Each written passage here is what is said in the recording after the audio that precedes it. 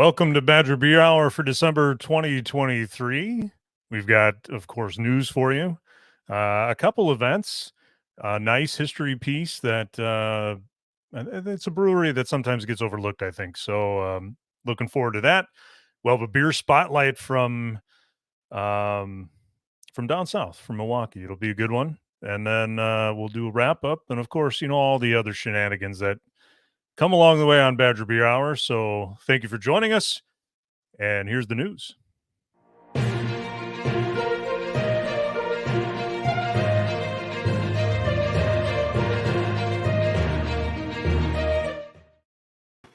What's up, Landon? Hey, Welcome Greg. back. Welcome back. I don't know why. Well, I don't know why I'm welcoming you back. You've been here already. Anyway, it's been crazy during the holidays, so it's cool to see you again. I don't know. It seems like this year is just, I don't know. It's more crazy than it normally is. I'm not sure what's going on. Yeah, but it's a slow news month. It is. It's kind of a slow month for everything, it seems. Yeah. Bad for us, good for everybody else, I think. I don't know.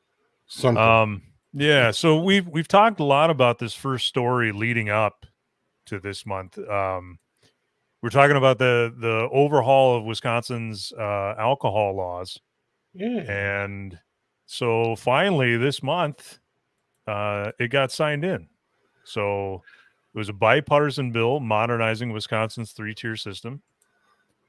Everybody other than the barn, the wedding barns, seemed to be really happy about it. Yeah. The little piece here says that Governor Evers and the 23rd legislator here. I think I have a picture here. I'm working on it here. Let's see. Where is it?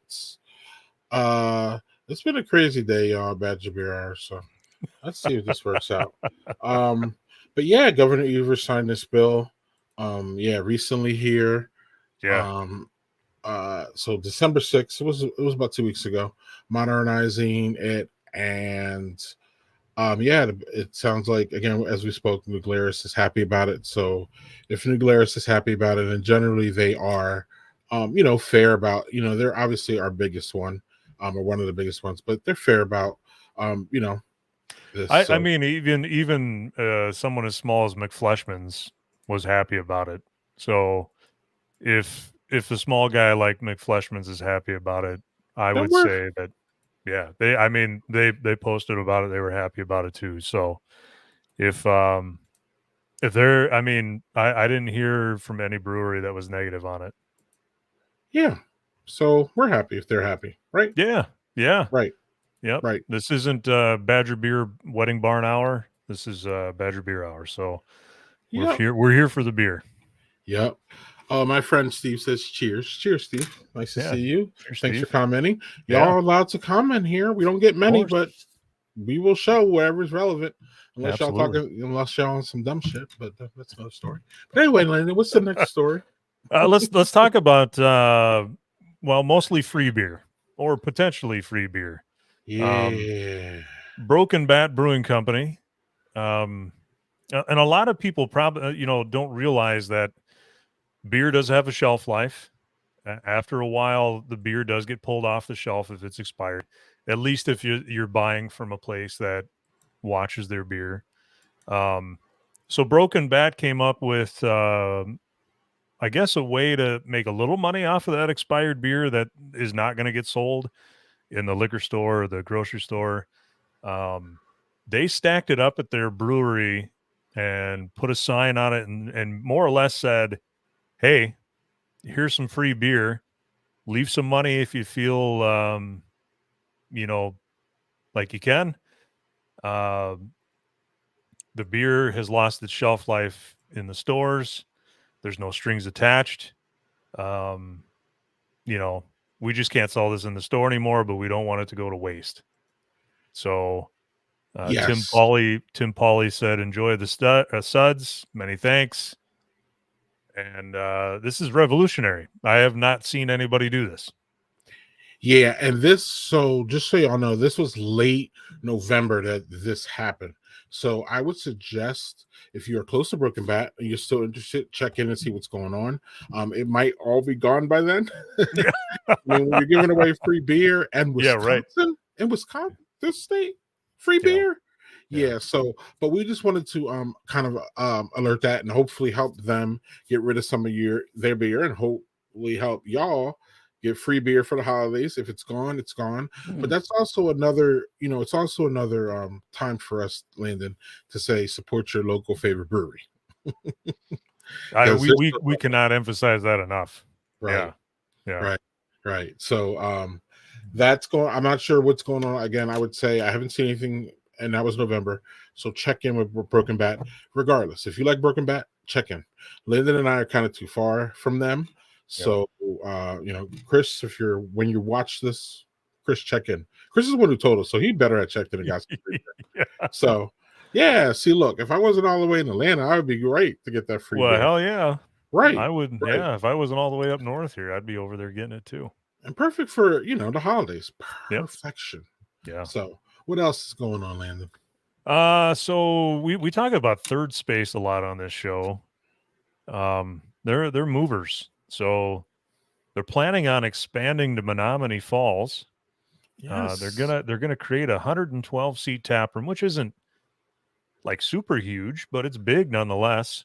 Yeah. Large outdoor area, and they're gonna house a 10-barrel system. No, yeah, their Innovation Brew House will also house a 10-barrel system to allow Wright, their Third Space brewmaster, to create experimental beers. Yes. So kind of the key point to this deal too is that so you can see it there in the shell. Kind of the key point is that it's not going to expand their brewing capacity that much, Landon. They're not really looking for that. They're just looking for another retail outlet. I'm not sure if have you ever been to Third Space? No, I have not been to Third Space. Okay. Third Space is a really fun, it's a really interesting area. It's kind of tucked down by the railroad tracks there. And the thing about it is that it's kind of hard to get to, and the parking, if a lot of people come at one time, the parking's kind of problematic. So this is going to give them another this puts them in another neighborhood. And it'll also I was telling somebody about Third Space Beer, and they were like, "What's up with Third Space Beer?" And I'm like, "Third Space Beer does every style pretty well to the line, but with all due respect to them, I don't feel like there's any like unique like bangers. But when you go there, if it says Baltic Porter, it's going to be a good one. If it says IPA, it's going to be a good one. But it's not going to be spectacular, and it's not ever going to be bad. So I'm hoping that this experimental place will let them go off on a little bit of a tangent, do some experimental things, and then kind of incorporate that and get the brewers. Sometimes brewers feel that they can't show their creativity because they're making the same beers over and over again, you know what I'm saying? So they're making that same IPA, making that same stout, and then once that recipe is done and dialed in, it's kind of monotonous, and they don't, you know what I mean, there's no creativity there. So this will open up creativity to make some crazy beers that and to make some just straight beers. It'd be nice just to see, like, we love this, the straight lagers, the straight hells, you know what I'm saying? So like, I think this is going to be good for them. But it's interesting that it's not expanding their capacity to brew, which I think is saying something in its own, if that makes sense, about where we are in the industry. You don't see many breweries expanding. You see them maybe making a satellite place, but you don't see them really expanding their brewing capacity, if that makes sense. Yep. Yeah. Yep. So this, I think what they're doing, what this is about getting their reach out, getting a better reach to sell more of what they're already brewing. Right. And then, and then also having a place of, like having a space with special beers where people could travel, so. Yeah. And you can try some stuff and see, throw some things at the wall and see what sticks. And maybe that becomes a larger production beer, Yep. And my friend Steve says, who doesn't, what beer? Yeah. person doesn't love checking out the experimentals. You know what I mean? Yeah. So, Yeah. 100%. and it doesn't feel like Steve. I don't, Steve, you're in Atlanta, so you don't know Third Space, but it doesn't feel like, as I said, Third Space had either the room. I mean, they have a 5-barrel experimental one at their place, but Yep. it feels like they wanted to do a little bit more. So, that'll be great. Yeah. June 2024 is when that's supposed to open. So look for that. I'll be there. Yep. You know me. Yeah. So this is in your neighborhood. Working Draft Beer Company, they decided to rebrand. Yeah.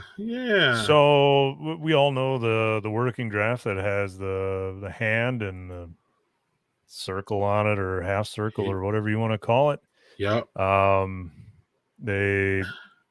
don't have the full story on this, but neither do I. They decided to rebrand, and they have a new logo and new merch and new everything. Yeah, and here is the new logo. So looks like a beer mug. Yeah. Yeah. Now, I didn't see that at first, Landon. How could I miss that? Like, what was I thinking? Because when I first saw it, I was like, "Oof, that's ugly." Literally, I said that. So then I read the comments, and someone's like, I dig it. It looks like a beer mug. And I was like, oh, I dig it because it looks like a beer mug too. Yeah. So I completely changed. No, I didn't mean to do that. I meant to do this. Yes. Yeah, you can see the mug there. I think it works. I like it now, actually. And I had to get used to the colors. And it changes hard for everybody, no matter how we admit it. So, like, we were just used to the old branding. So now that they got that, I think I'm a fan. I'm a fan. And Working Draft is the only place that we ever had a live Badger Beer Hour. So shout out to them. They are friends of us. We are friends of them. We love them. So I hope everything works out with the branding. Not sure what's behind it, but I think how sometimes these things happen, and like months later we'll find out about it. So even Chris has no idea. So if Chris has no idea, there's no word on the street, because Chris he's got his you know what I mean. If Chris doesn't hear about it, then I don't know what y'all doing. So we'll figure it out later, maybe bring that to you, but we just wish them the best of luck in doing that. Absolutely. It's always hard. It seems like such a mundane, simple thing to do, but it is hard for no matter what business is doing it. Right. What's not hard is going to be eating at Lakefront, or maybe it is. Yeah. So Lakefront and a lot of businesses did this during the beginning of COVID. Finding new ways to bring business people to them without, spreading the virus or making people uncomfortable or whatever it is. So Lakefront put out these hop houses. Basically, they're what are the plant houses called? Yeah, those. It's not fancy. That fancy anyway. It's actually a lot fancier than you would think, but they're all along the riverfront there. Yeah, see them there. They're pretty nice. You have to book reservations. There's a rental fee. Yeah. But you get food and beverage, of course. Lakefront executive chef Kristen Heineke, we interviewed her for Taproom Traveler. She's very nice. She's also created a special pre-order menu for groups that can be purchased when you make a reservation. I wonder if that's it right there. Yeah, fantastic food. If you've never eaten at Lakefront, you definitely need to do that. So, yeah, $30. 6-person houses are $30 with a minimum $100 spend. Pretty easy to do that, I would say. 8-person ones are $40 with a $150 minimum. They have already started taking reservations for those as of the 15th of December. So, yeah, and keep reading. I think I put my favorite part about it was I think there's more in that word you're reading off of. Russ put them together himself. Yes. complete with the wood Yes. flooring. Well, Yes. if you know Russ, right. And that's why I put that in there. that doesn't seem that far fetched. Yeah. Right. And Russ is respect to Russ. He's no Yeah. spring chicken. He's not Yeah, young at no, all. no, but And he he's gets out around, there. man. He's Yeah. But I mean, instead of paying someone, he's just old school. He's like, I'm going to do this myself. You know what I'm saying? Russ could easily afford, and Lakefront could easily afford someone to pay. You know what I mean? But like, he's hands on is my point, and that's what I grabbed from that. Yeah, I absolutely grabbed. I was like, man, that's a great. That's the part of the story I want to remember. You know, the great thing about Russ too is that you can walk into that place any day, and there's a good chance you may run into Russ. Yeah, you'll be sitting there talking to people. Yeah, he's just a regular dude, man. And we again, we can't say enough about Lakefront here. So yeah, they do not pay us to to swoon over them as much as we do. So that means that they're good. That's right. We would welcome payment, Russ, if you're watching this and you want maybe throw a beer some money every now and again or something. We would, we would love you as a sponsor, but they are not a sponsor, but we just love them. So we want to throw that out there. I do want to throw this out here real quick. Beer Days on Twitter said that he's talking about the working draft logo. It's better than the shocker hand from the previous. Yeah, I didn't even, and that's another thing I didn't see until Beer Days just pointed that out. So here we go. I don't see anything in these logos apparently, Landon. So we can move on. Yeah, I imagine you can probably see a lot of things in a lot of different stuff, if you want to. But that's true, and that's the tricky part about making a logo. That's Isn't it? Really, really tricky. So I didn't see any. I mean, not that Beer Days is saying anything's wrong, but I didn't see what he saw in there until I just got this comment here. So So. But anyway, cheers to Lakefront. That's a really good option, y'all, on a cold day. You want to get out. And you kind of want to be on the lake there, but you don't want to be on the lake there because it's too damn cold. Check out Lakefront. I'm pretty sure you could probably find all those details on the website. So that would be fun if I had the money and the time. Right. Exactly. Cheers to that. And now we have a bad piece of news, I think. And I'm glad you moved us to the last, but it always seems that we have at least one bad piece of news to share. Unfortunately, that's the world we live in. Beloved brewery in Neenah, Barrel 41 Brewing Company, is ceasing operations after 5 years in business. They said at the conclusion of the release, they'll be done. They'll treasure this chapter and the connections they made, but they decided to check out what else the future holds for us. Could mean a lot of different things. It is a really tough time to be a brewery right now. We talked about this when COVID first happened anyway. How are people going to keep going? What is it going to look like on the other side of it? So it's unfortunate. Yeah. What I read into that was lease problems. Seems to be happening a lot. Yeah, absolutely is a theme. I was going to say that, but I led you up to that because we have been talking about that, whether it be your friends Modicum, whether it be there was a couple other ones here too that we know, and I'm sure that it's not, if it's in Wisconsin, it's not, it's everywhere. Well, it's everywhere, right. 100%. So again, moving a brewery is tricky business, if not fatal, actually, at this point, to a small brewery. So those are things that, whether the rent's going up or, it's time to move, there's a whole lot of things. When you just say lease, that can lead to a whole lot of things, actually, it's kind of layered. So we wish them the best of luck, and hopefully Neenah will be able to. Have you ever been there? I have not been to that place. No, I've been to Neenah, but I haven't been there. Okay. Yeah, neither have I too. But we do wish them, at least the owners, well.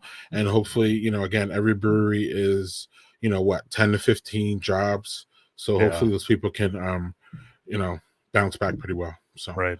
And on that note, Landon, we are done with our news, but we're gonna jump in here quick with events, y'all.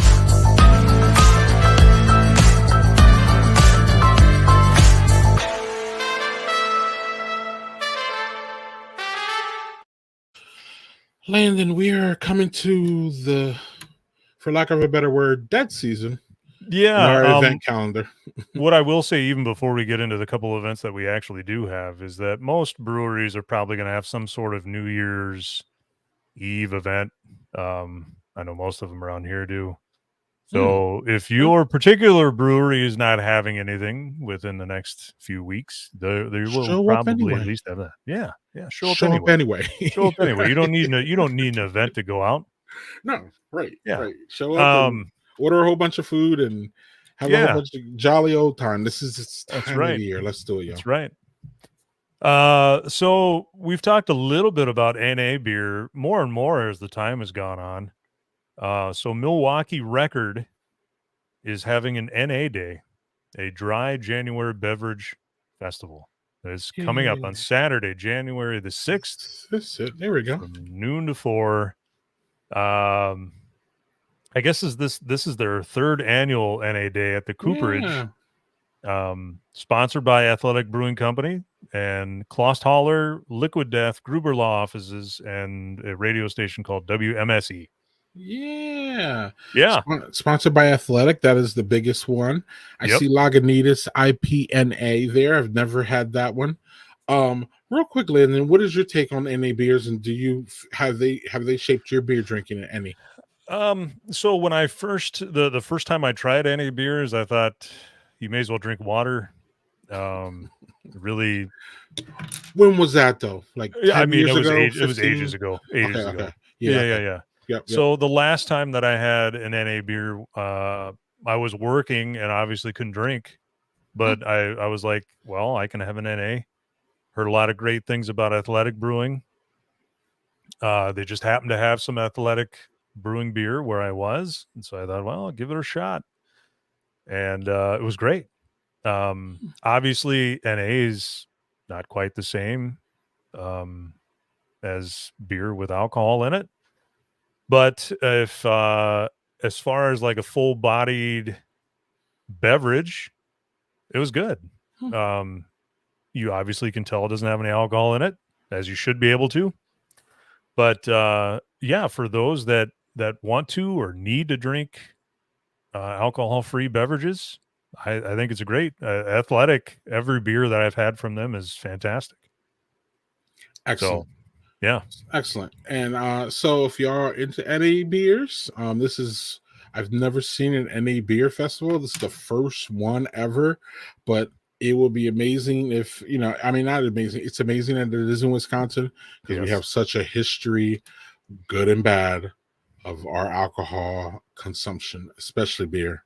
We yeah, love it. So it makes sense that we're on the board here. Maybe not first in the nation. It's probably hard to be first, but we're definitely one of the few because I've never heard of an NA beer festival. And so January 6th, y'all, right after the new year, check it out. It could be a good way for you to taste a lot of NA beers so you can put some in your itinerary. Chris yeah, Drosner, I know we've talked to him or I talked to him about this, and he said that he likes to use them in between beers on a long beer day. So he'll have a regular beer, and then he'll have an NA, and then he'll have another one. So he likes that as a mix up, so that he can last the whole day. yeah, yep, And they're really becoming prevalent here in Wisconsin, whether it be Athletic, but also our buddies at Lakefront. And again, they don't sponsor us, but Lakefront has a nice one. They have a yeah, nice gluten free beer too. Lakefront yeah, really does. They were one of the first breweries in Wisconsin to have organic beer. So Lakefront's always pushing that edge as far as the fringe of craft beer. yeah, And they're not necessarily out here making your 17 IPAs, but they always are experimenting and what else is going on. And NA is obviously a trend that's I see only getting bigger. yeah, 100%. So yeah, Lakefront's NA Eastside Dark is excellent. That sounds amazing, actually. And Untitled Art is another one. Yeah, Untitled doing a Art lot of is different another one. things. Yeah, Yeah, but especially in the NA category, yep. doing a lot of really good things. So Hmm. uh yeah, look at this. Yeah, I dig Untitled Art, had a few of them down here in Georgia. Wow. They got a nice distribution plan there. They're obviously becoming a mega brewery. That place is huge. Yeah. Anyway, one last event, right? One last event. This is actually up in my neck of the woods. All right. Aganic Brewing in Rice Lake is doing a retro prom. So that's coming up still this month, Saturday, December the 30th from 7 to 11. You can dance the night away at their retro prom. Obviously, it's a 21 plus event. They're going to have their tap room decked out in prom decor. They'll have a photo corner. They'll have a DJ. They will release their New Year's champagne ale. And then that has an orange mimosa touch this year. Yeah, sounds great. So they have a dress code.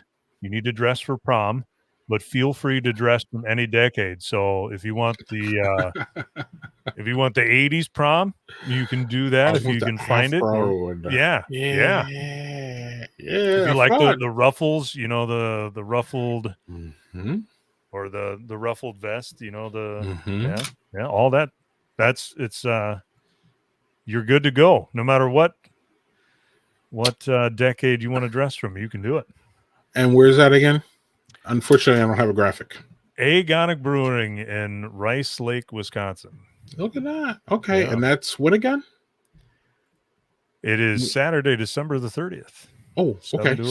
So New Year's Eve. All right. Yeah. Or New Year's Eve. How about that? New Year's Eve, yeah. Yeah. Okay. All right. Thanks, Landon, for the events. And like Landon and I said, there's a lot of Christmas events too, and Friendmas things going on too.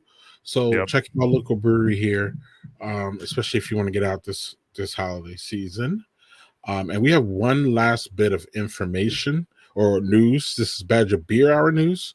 Next month, Chris returns to Badger Beer Hour on Wednesday, January 17th. Chris Look at that. Hiatus.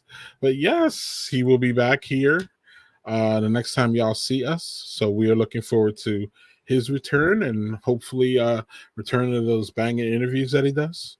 Landon, without further ado, it's time for the Taproom Travelers to check in here. You know a lot about those guys. So I know a little bit about those guys. Yeah, a little bit.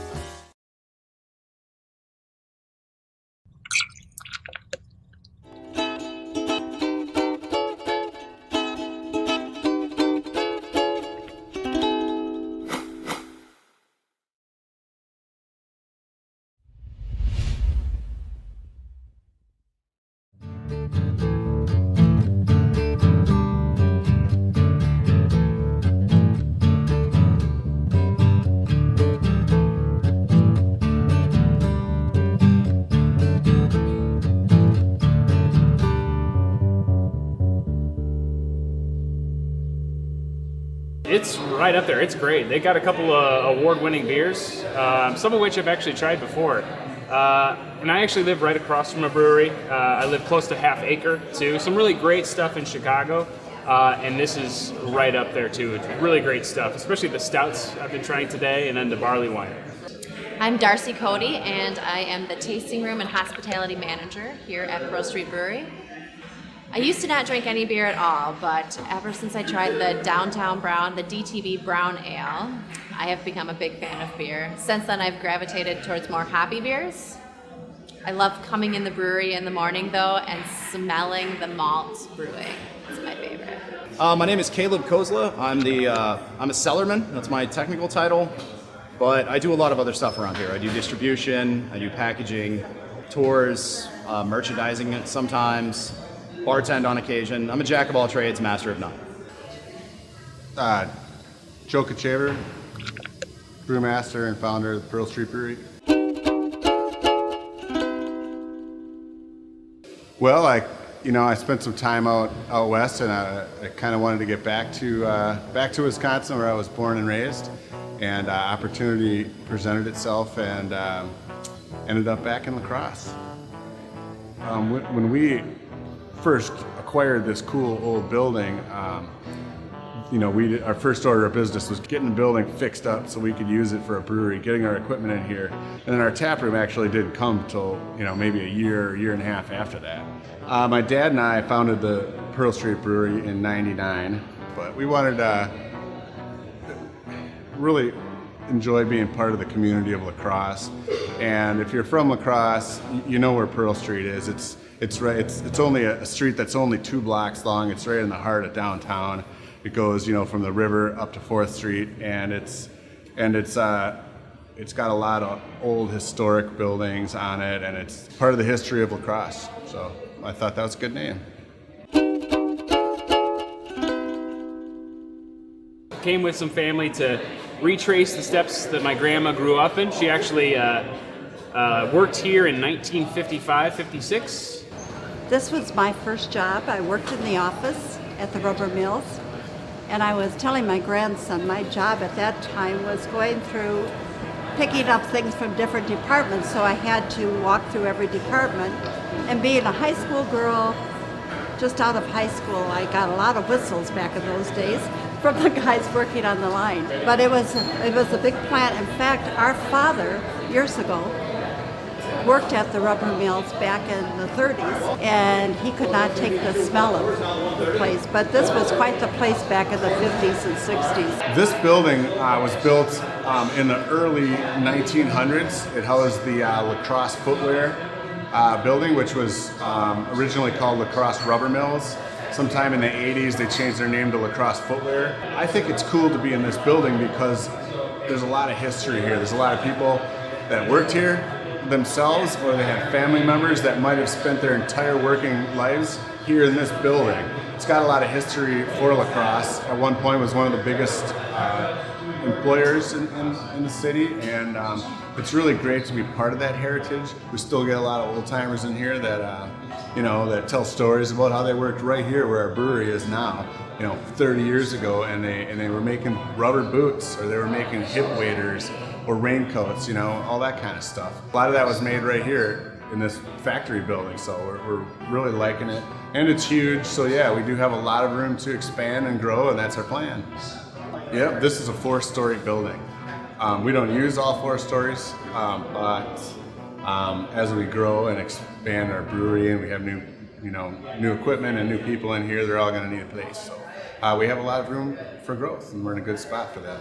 Other than a couple of years during our transition phase between downtown and this location here, other than a couple of years in there, we've been growing consistently every year. And a big growth spurt for us happened when we started bottling beer, because for the first 8 years of Pearl Street Brewery, we only did draft beer. We started out, like I said, in the brew pub situation, so it was all draft, it was all tap beer. And then we had a bottling line. We were able to finally expand outside of just the western Wisconsin region here. Take them off. We'll make up another 24. 6 bottles will advance down the line here. This will come down, grab all those bottles around the collar, and then those straws will plunge into the bottles, purging out the atmospheric air with sterile CO2. It'll then start filling with fresh, clean beer out of the bright tank, and once it hits a fill sensor, it'll pop up and it'll cap underneath there. Well, this was built in 2001. This was built, I think, before the Japanese bombed Pearl Harbor. This is just cast iron and grease. It works like a champ. So this is where they'll get a label. The label will then get smoothed around in the brushes.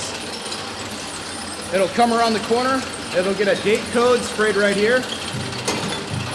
And my buddy Jesse, who works on the line with me, he'll be standing right here with an empty case as the bottles come down the line.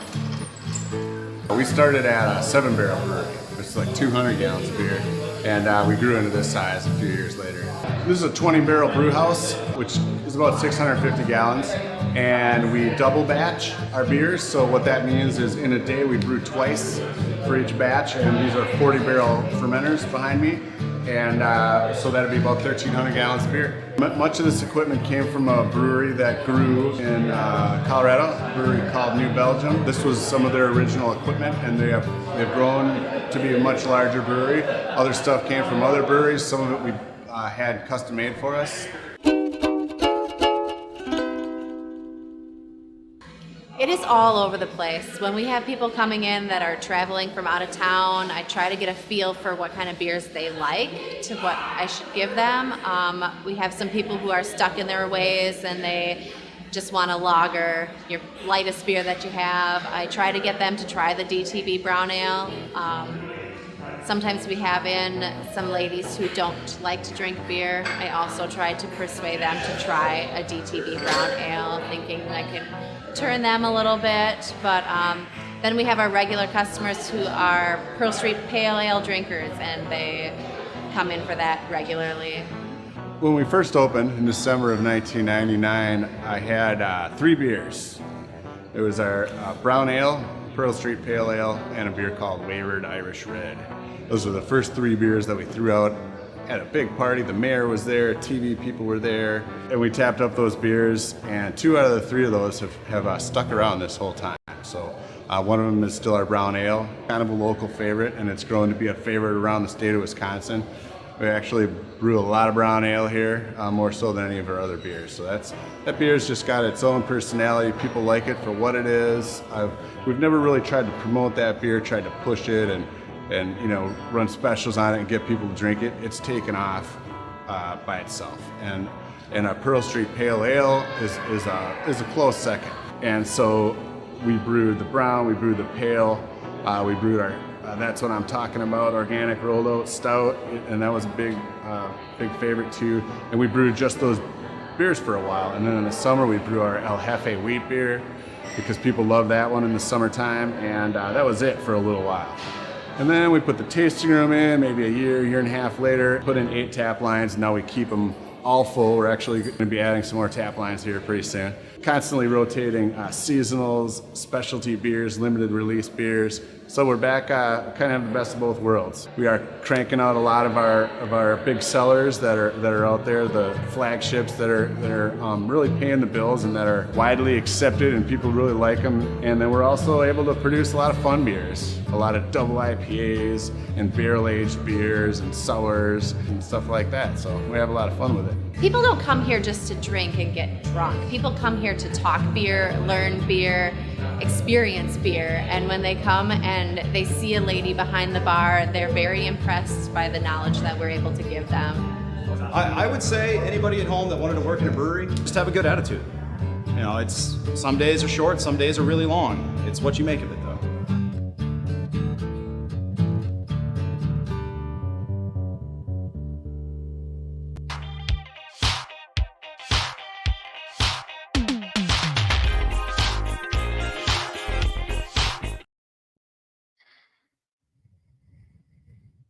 So we got a beer spotlight. I was lucky, so I actually went out looking for a Christmas beer today. I did not find it, but I found the next best thing. And we've been talking so much lakefront beer today that we may as well just keep going. We're not going to get a sponsorship out of it, but that's okay. A friend of the show, Michael Stodola, finally got his turn at Lakefront, and he decided to make a Czech dark lager. That's Michael on his motorcycle, and I believe that is the motorcycle that he either restored or is currently still restoring. It was his dad's Harley, I believe. You can check it out. He's on Instagram. So those of you that have ever had a Czech dark lager, it was not a great pour, but so roasty nose, there isn't Czech beers in general. You're not really going to get like a ton of anything. You're going to get roasty notes.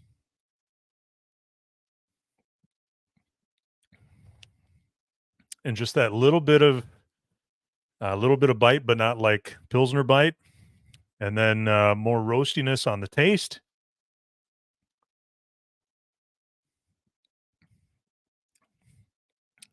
And a real smooth finish.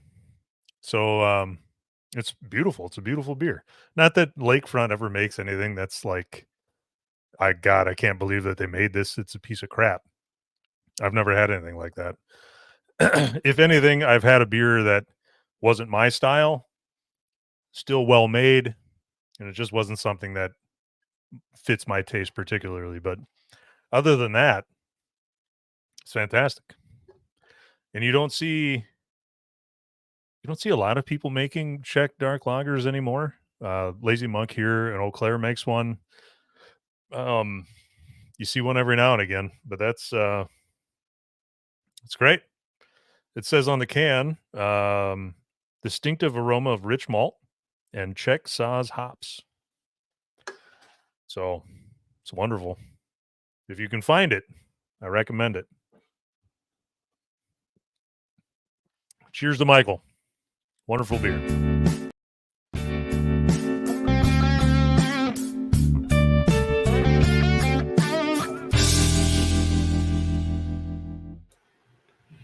Yeah, and one last plug for Lakefront. Not that they need it, but one of the things I think we love about them is that they're an OG that is still very, very relevant. We've seen many OGs go by the wayside, whether it be closings or just still hanging out, not innovating or being up, being there in the forefront. Lakefront has maintained their status as one of the best breweries in this state since 100%. they've been going. So yeah, just another shout out to them. So yeah. On that note, it's last call, Landon. Before we get to what you or if you have anything, I just want to announce that we are now on Threads, y'all. Badger Beer Hour. We are putting all of our news threads and events on there periodically. So if y'all want to follow us over there, that's cool. We are also on IG. Those are our only 2 dedicated channels currently. We might add more, but if you follow Landon, I, or Chris Strasner, you can find everything you want to know about Badger Beer Hour. But if you want some only Badger Beer Hour love, it's via IG and Threads. So there's that. What else is going on in Taproom Traveland? Anything good? Anything new? It's kind of the slow season, right? Yeah, we finally got everything wrapped up with what we needed to get wrapped up. 2024 should be good. Going to start working on doing some more episodes, and you heard it here first. And a lot of people keep asking, will we ever bring our bus trips back? It is now in the works. Look at that. I wish. Yeah. Yes, so, yes. Will it look the same as it used to? Probably not. Right. But nothing is as it ever was. It seems like that was a song. Especially with the pandemic blip. Yeah, right. Yeah, you gotta. So it is. I mean, you'll still see me on it. Unfortunately, that'll be the carryover from pre-pandemic. But we will, try to make it as much as the same as we could before. So look for that in the spring. I would like to say when the weather's nice, but the weather's nice right now. How about look for it in the spring when the patios open back up? Well. Okay. Well, that's fun. So let's see here. Of course, I'm woefully unprepared here, like normal. But let's see here. We are taking over the Brothers and Booze broadcast that I do every Friday on January 5th. Chris Strasner will join us, and we will have 2 special guests, maybe 3, maybe 4. So look for that coming up, y'all. We also have Steve says if he's ever in Wisconsin, if he's ever at Wisconsin, Lakefront will be on your list. Yes, Steve, it's Milwaukee. And talk to us before you get there, because not only will I meet you, We got a whole bunch you can go to there. You can spend Oh yeah. you can So spend a many great whole places. ass week there. Oh, And if yeah. you do it during the spring and summer, you can go to all these wonderful beer gardens that Landon and I went to last year. So man, you don't even know. No disrespect to Georgia because we don't know Georgia, so I'm not going to talk on it. But Wisconsin here, we got the beer down, man. We got the beer down. And mostly NA beer days. Says Mary Creedmas at the Component this Friday, 4 to 10 p.m. Love Scott Stapp. So we take this message with arms wide open. How about that? Yeah.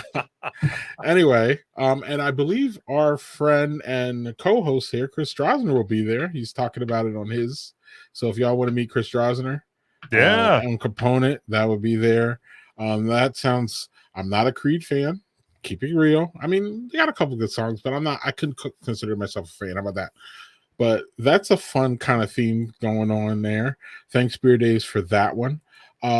We couldn't get out of here. We did miss this, but we do have to talk about New Glarus's brands came out, y'all.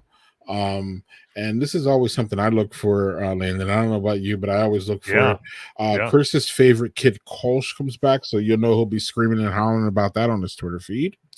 And the thing that jumped out at me here is this new milk chocolate stout. Yeah. And then a Look at Scotch that. ale too, man. Yeah, Like, the wee how often- heavy. Yeah. Yeah, how often do we see a Scotch ale on menus here nowadays? I mean, that's kind of another thing that got lost on the in the pandemic blip. Anything else jump out at you here? Yeah, the one thing that jumped out at me, and I don't know if it's just because they're, sometimes they add other beers that aren't on the list. The rhubarb is not on there. Oof. And that's one I really look forward to. Strawberry rhubarb, right? Strawberry rhubarb. It And is that not goes there. perfect at this time. I mean, that is And in right, the summer, right. if you're sitting in the shade, Yes, that strawberry rhubarb goes down real nice. yes. And a lot of people are excited about the Bach 40. I Yeah. don't know if you saw people are screaming and hollering about it here in Wisconsin. So that may be good too. Hit up New Glarus for your winter holiday needs, y'all. I'll see. Look at that. Look at that. Yeah, Bach 40. Yeah. Right. Another friend of the show, Line and Cools, they are starting to put out a lot of the beers that everybody's screaming for. They are Oh. not doing it in cans or bottles. So if you want, now is the time to go and visit their lodge, the Lining Lodge. So that new system they put in the lodge, they started creating like the ginger Christmas one. I guess they started making it in the lodge, and you can only get it there. So if there is something that interests you, it may just be coming out at the lodge. So that unfiltered shandy. What? maybe. What? Maybe. What? Yeah, I don't What? know. I got Maybe that only comes off the tank. Oh, man, torturing me here. Yeah, right. All right, Landon. If that's this weekend, this Friday, Doug and I celebrate Christmas, holidays, all that. Check us out. Christmas stories, Christmas barbs, and our worst Christmas songs ever. I love some Christmas songs, Landon, but some of them need to be. Yeah. What do they do over at Disney with the movies? Retired, right? Some Yeah. of them need to just enough. Okay, and if y'all check in here, You got strong opinions on Christmas music. Yeah, well, man, did you ever work retail? I know you did, actually. I worked retail, but you know what the problem was? You know who I used to work for?